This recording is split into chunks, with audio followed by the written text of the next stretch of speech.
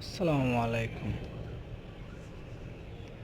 আজকে আপনাদের দেখাবো লেবু গাছ কিভাবে রোপণ করবেন, কিভাবে কলপ দিবেন, আর কোন লেবুর চারা থেকে কতটুকু লেবু আপনি উৎপাদন করতে পারবেন সেই বিষয়ে আজকে আপনাদের দেখাবো।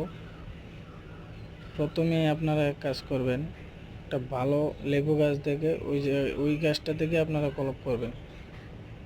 ওই গাছটা থেকে কলপ করে মূলত আপনার ওই গাছটাই চারাটা রোপণ করবেন। আর ওই গাছের চারা থেকে যে লেবুগুলা ইনশাল্লাহ ভালো ফলন দেয়,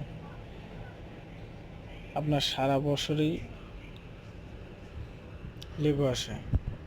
মূলত এই যে দেখতে পারতেছেন লেবু গাছগুলো, প্রত্যেকটা গাছে কিন্তু আপনার কলপ দেওয়া।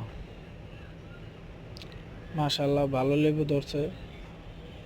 এখান থেকে অনেক লেবু বাজারজাত করা হয়েছে।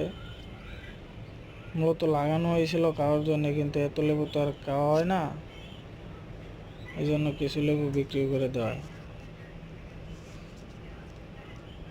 মাশাল্লাহ যে লেবুটা দেখতেছেন, এই যে পেছনে যে এই যে ইয়াটা আছে আপনার ফুলের ইয়াটা, ওটা যদি ভেঙে দেওয়া হয় এখন, তাহলে এই লেবুটা আর বেশি একটা বড় হইব না, এখান থেকে ছোটো হয়ে যাবে। আর মূলত এই লেবুটা কিন্তু অনেক বড় হয়, অনেক বড় হয় আরও। এটা এখনও কিছুই না। আশা করি ভিডিওটা ভালো লাগলে লাইক করবেন, কমেন্ট করবেন,